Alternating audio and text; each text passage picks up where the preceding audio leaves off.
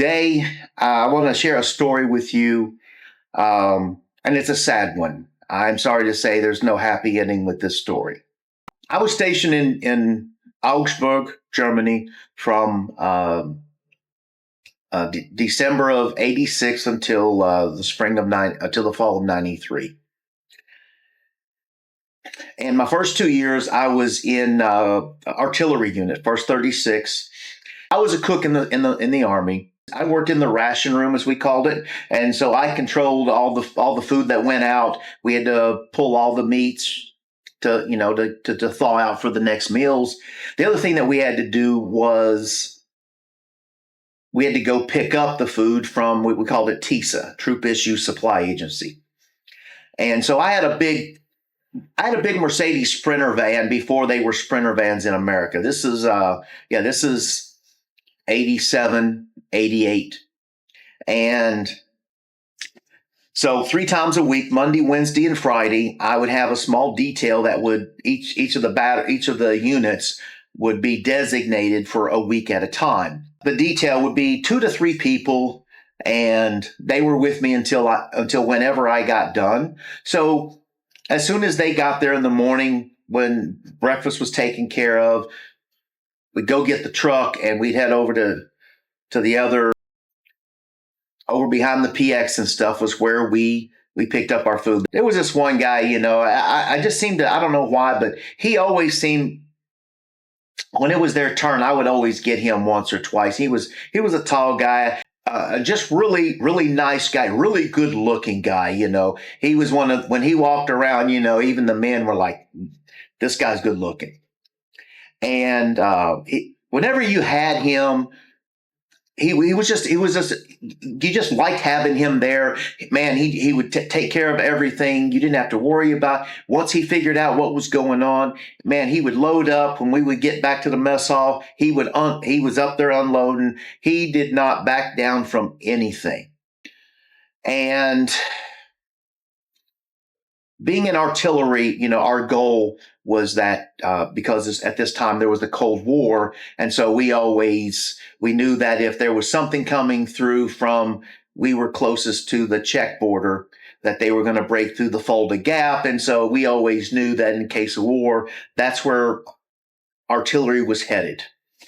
And so we would take and we would just have these little exercises where we would go out to the field. And we would just stay overnight. Usually we would just stay one night and come back. And sometimes, they would call it at 12 o'clock at night, 6 in the morning. It didn't matter. They wanted to catch you by surprise. So you really understood, that it can happen whenever. Pearl Harbor is our biggest remembrance of Sunday morning. Everyone's just sleeping in. Everyone's relaxing. They're getting ready to go to church, and surprise. So we would have these alerts, as we call them, various times, and we would load up and roll out. Well, when you have tanks, because we had the 109 Howitzers, self-propelled, and they had the big long guns, and they could shoot accurately up to like 22, 23 miles. But most of the time, they were used for a little bit lesser range. And they had each had a crew. You had a forward crew that would go check out the area, make sure things were, that it was safe to move into the area. And, because you play the full game, because that's how it's going to be when you're out there. And you'd rather sacrifice one guy than the whole unit. And we went out one time. Just one more. We had an alert, and we went out for a night. It was supposed to be like a night, and the story. Sometimes in tragedies, the stories never get told. Okay, there are we don't like secrecy, but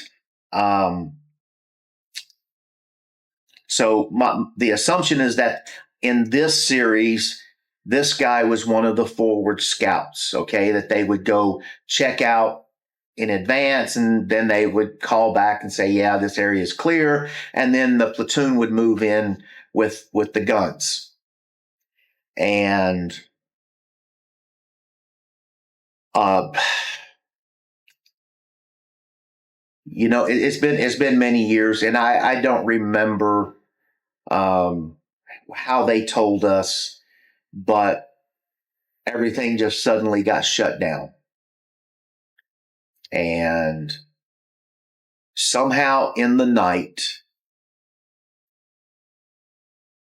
this guy was on the ground, and if you can imagine the tanks, just like we got the Abrams out there, those are high speed, but these are the howitzers. Usually they move a couple miles an hour. They can gain speed, but they tear the roads up really bad because they're just ungodly heavy.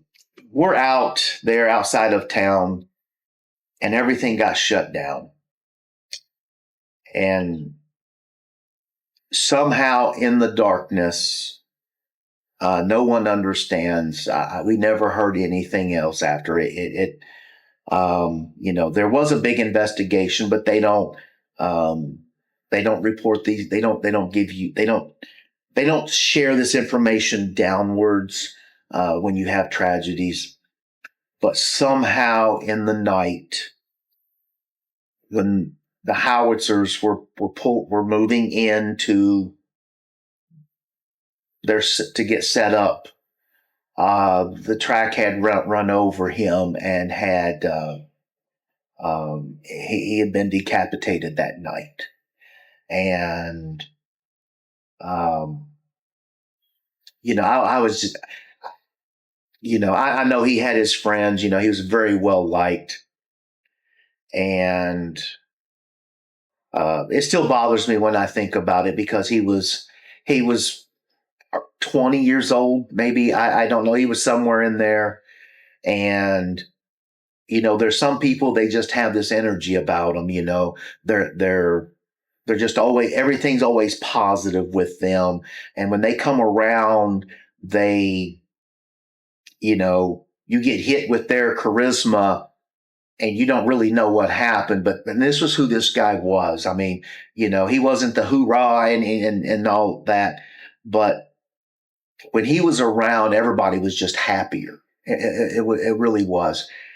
But the tragedy was, here was a young man, and he was so excited about his wife and this baby, and he's gone.